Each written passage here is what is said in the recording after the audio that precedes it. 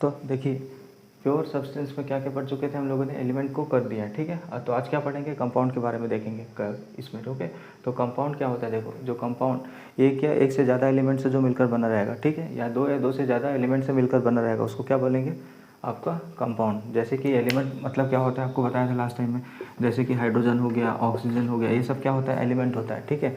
जब इन सब का मतलब एलिमेंट का कॉम्बिनेशन होगा तब बोलते हैं उसको मॉलिक्यूल बोलो या कंपाउंड, ठीक है। तो कंपाउंड किसको बोलेंगे इसमें, देखो जैसे कि हाइड्रोजन का 2 मॉलिक्यूल हो गया, ऑक्सीजन का 1 मॉलिक्यूल हो गया, तो ये क्या बन गया आपका, वाटर मॉलिक्यूल बन गया, ठीक है। तो ये होगा, क्या होगा, एक कंपाउंड हुआ ना, 2 या 2 से अधिक, क्या बोल रहा है देखो, 2 और मोर एलिमेंट, इसमें 2 या 2 से ज़्यादा एलिमेंट है तो क्या हो गया आपका, कंपाउंड हो गया। तो ये ईजी है कंपाउंड, ऐसा कुछ नहीं है, बस आपको कुछ नाम याद रखने होंगे इसमें, ओके, जो वेरी वेरी इंपॉर्टेंट, यही से पूछता है ज़्यादातर आपको, और उसमें भी उसका कॉमन नेम पूछता है ज़्यादा, ओके। तो जैसे कि ये अमोनिया हो गया, ओके। तो इसमें क्या देखो क्वेश्चन किस टाइप से आएगा, determine the number of element present in the molecule, या क्या बोल देगा, मॉलिक्यूल नहीं, वर्ड यूज़ नहीं करेगा यहाँ पे क्योंकि कंपाउंड यूज़ करने वाला है वो, कि determine the number of atom in this particular compound, कितने एलिमेंट प्रेजेंट है एक पर्टिकुलर उस कंपाउंड में, ठीक है। जैसे कि अमोनिया दे देगा, अब अमोनिया लिख देगा, आप लोग को पता नहीं होगा कि इसका फार्मूला क्या होता है, तो आप लोग से गलत हो जाएगा। बहुत ईजी है, अमोनिया का फार्मूला आपको याद रखना पड़ेगा, NH3, ओके।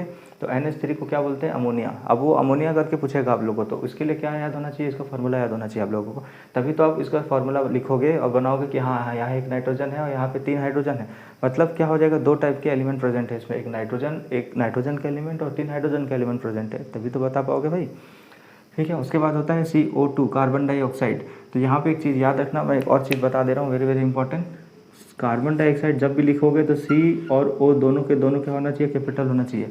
और एक और मेटल होता है जिसको बोलते हैं कोबाल्ट, ठीक है। यदि आप इसको स्मॉल लिख दिए तो ये हो जाएगा कोबाल्ट। तो डिफरेंस याद रखना, कार्बन, या देखो कार्बन डाइऑक्साइड लिख रहे हो तो ऐसा, एक और होता है CO में, ठीक है। तो यहाँ भी बच्चे बहुत गलती करते हैं, तो दोनों को कैपिटल लिखोगे, ठीक है। तो इसको बोलते हैं कार्बन मोनोऑक्साइड, इसको क्या बोलेंगे, कार्बन डाइऑक्साइड। यदि गलती से आप इसको ऐसे लिख दिए तो ये क्या हो जाएगा, कोबाल्ट हो जाएगा, चेंज ही हो जाएगा पूरा। तो be careful while you writing this 3 word, okay. Carbon monoxide, दिमाग पर रखना कि 2 C भी कैपिटल होता है, ऑक्सीजन वाला भी कैपिटल होगा, ओके। CO2 में भी CO कैपिटल होगा, और कोबाल्ट में C कैपिटल होगा, O स्मॉल होगा, ओके। तो यहाँ इसको याद रखना अच्छे से। अब उसके बाद देखो क्या हो जाएगा, इसको क्या बोलते हैं, कार्बन डाइऑक्साइड हो गया।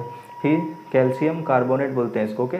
तो इस कैल्शियम कार्बोनेट जो चौक आप लोग जानते हो, तो चौक का फार्मूला यही होता है, या इसको और क्या बोलते हैं, लाइमस्टोन बोलते हैं इसको। हो सकता है लाइमस्टोन को पूछ देगा कि लाइमस्टोन में कितने एलिमेंट प्रेजेंट होते हैं, तो ये भी आ सकता है ना, लाइमस्टोन पूछेगा आपको, यही तक ज़्यादा यही से पूछने वाला है आप लोगों को। और ये होता है कैल्शियम ऑक्साइड, ठीक है, इसको क्या बोलते हैं, लाइम भी बोलते हैं, ओनली लाइम, ओके। और ये होता है, या इसको क्विक लाइम भी बोलते हैं, याद रखना, क्विक लाइम मतलब कैल्शियम ऑक्साइड को बात कर रही है। और ये कैल्शियम हाइड्रोक्साइड बोलेंगे इसको, 2 हाइड्रोक्साइल ग्रुप है इसमें। अब ये इसको कैसे हाइड्रोक्साइल ग्रुप बोल रहा है ये करो, अब हायर स्टेज में जब जाओगे तब पढ़ोगे इसको, ठीक है। तो जस्ट इसका नाम अभी याद रखना, कैल्शियम हाइड्रोक्साइड बोलते हैं इसको, और इसको स्लैग क्या है, स्लैग लाइम बोलेंगे इसको, ओके। ये इसका कॉमन नेम है। तो चलो, तो ये कुछ और एग्जांपल है, मीथेन किसको बोलेंगे, CH4 को, मतलब कार्बन का एक यहाँ पे एलिमेंट होगा और हाइड्रोजन का 4 एलिमेंट अटैच होगा, तो इसको क्या बोलेंगे, मीथेन बोलेंगे। और ये ग्लूकोज का फार्मूला, ये सभी चीज़ें आपको याद रखनी पड़ेगी, ओके। ग्लूकोज क्या होगा, C6H12O6, मतलब इसमें 3 टाइप का एलिमेंट आएगा, कार्बन का 6 हो जाएगा, हाइड्रोजन का 12 एलिमेंट, मतलब 12 एलिमेंट हाइड्रोजन का होगा, और ऑक्सीजन का 6 एलिमेंट होगा, ओके। मतलब ओवरऑल बोलोगे तो 3 टाइप ऑफ एलिमेंट इसमें प्रेजेंट है ग्लूकोज में। उसके बाद शुगर या शुगर कैन, जो आपके गन्ने के जूस में जिसका जो फार्मूला होता है, ओके, वो होता है C12H22O11, याद रखना इसको, ओके। स्टार्च होता है, अभी स्टार्च का जब कॉम्बिनेशन बनता है तब अलग चीज़ है, वो ग्लूकोज या इसमें अलग चीज़ में चेंज होता है, ओके। वो सब छोड़ो, अभी जब पॉलीमर जब हायर क्लास में जाओगे तब पढ़ोगे, बस इसको याद रखो अभी आप लोग। स्टार्च C6, ये ब्रैकेट हो गए, कार्बन नहीं है, ये ब्रैकेट है, C6H10O5, और होल पावर एन का मतलब यहाँ पे नंबर ऑफ मॉलिक्यूल या नंबर ऑफ कंपाउंड यहाँ present here, okay. Number of molecules बोल सकते हो, ओके। तो यहाँ पे एन कितना भी हो सकता है, 8, 4, 5, 6, इतने नंबर ऑफ जब जाएगा ना, चेन बनेगा, तब बनता है स्टार्च, ओके। ये हो गया। अब स्टार्च को ही बहुत ज़्यादा, यहाँ पे मान लो, चलो यहाँ पे सपोज 8 होगा, ओके। 8 मतलब इतना, मतलब ये जो सेम टाइप का मॉलिक्यूल है वो 8 टाइम होंगे, तभी आपको क्या बनेगा, स्टार्च बनेगा, ओके। ये मतलब इसका बेकिंग सोडा का फार्मूला याद रखना, वेरी वेरी इंपॉर्टेंट, कोई भी कंपटीशन में या बहुत बार पूछा जाता है। बेकिंग सोडा मतलब सोडियम बाइकार्बोनेट, सोडियम बाइकार्बोनेट बोलो या सोडियम हाइड्रोजन कार्बोनेट बोलो। ओके, सुनो क्या बोल रहा हूँ, सोडियम बाइकार्बोनेट बोलो या सोडियम हाइड्रोजन कार्बोनेट बोलो, दोनों का मतलब सेम होता है। उसके बाद होता है वाशिंग सोडा। वाशिंग सोडा मतलब वाशिंग पाउडर जो घर में यूज़ करते हो कपड़ा धोने के लिए, सेम चीज़। तो इसमें क्या होता है Na2CO3 होगा। ओके, सोडियम कार्बोनेट, ये होता है सोडियम बाइकार्बोनेट। ओके, दोनों में डिफरेंस याद रखना, यहीं पे कंफ्यूज करता है एग्जाम में। उसके बाद होता है पोटेशियम नाइट्रेट KNO3। ओके, ये जो होता है ना ज़्यादा एक्सप्लोजिव में यूज़ किया जाता है ज़्यादातर। ओके, गन पाउडर में सब में यूज़ करते हैं इसको। उसके बाद आएगा आपका कॉपर सल्फेट।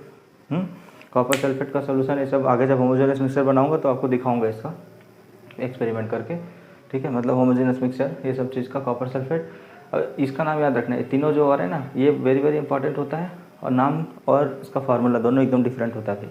ओके, तो हाइड्रोक्लोरिक एसिड का मतलब होता है HCl। ओके, HCl को क्या बोलेंगे, हाइड्रोक्लोरिक एसिड। हमेशा H कैपिटल C कैपिटल और जो L होगा वो स्मॉल आएगा। ओके, क्लोरीन का। उसके बाद सल्फ्यूरिक एसिड H2SO4 हो गएगा। H2SO4 को क्या बोलेंगे, सल्फ्यूरिक एसिड। इसको और एक और चीज़ बोलते हैं इसको, king of acid. Sulphuric acid को किंग ऑफ एसिड। ओके, जितने भी एसिड्स हैं उसका किंग किसको बोलते हैं, सल्फ्यूरिक एसिड को, ये वाला। ओके, सल्फ्यूरिक एसिड को क्या बोलेंगे, किंग ऑफ एसिड बोलता है। ज़्यादातर कंपटीशन एग्जाम में पूछता है इसको। ओके, क्या होता है जब कंपटीशन एग्जाम दोगे तो बेसिक ही तो पूछेगा, 9 से 10th हो गया, 11th होगा ज़्यादा से ज़्यादा। ओके, तो बेसिक ही पूछा जाता है। यहाँ अच्छे से याद रख लोगे या फ्यूचर में साइंस लेने वाले हो तो आपको बहुत काम आने वाला है। ओके, तो नाइट्रिक एसिड हो गया, HNO3 बोलते हैं इसको। सोडियम हाइड्रोक्साइड हो गया, और सोडियम हाइड्रोक्साइड, ये तो नाम से आप समझ जाओगे, सोडियम और हाइड्रोक्साइड। तो ये कुछ एग्जाम्पल है आपको कंपाउंड के। ओके, अब आप क्या करेंगे, नेक्स्ट क्लास में मिक्सर बताऊंगा जिसमें होमोजेनस मिक्सर होगा। होमोजेनस मिक्सर में सॉल्यूशन पढ़ेंगे, सॉल्यूशन में जो भी कॉन्सेंट्रेशन आएगा इसको यहाँ ख़त्म करेंगे। ओके, उसके बाद फिर हेट्रोजेनस सॉल्यूशन में जाऊँगा, या हेट्रोजेनस मिक्सर में जाऊँगा। तो आज के लिए इसको ख़त्म करते हैं। Thank you so much, have a nice day.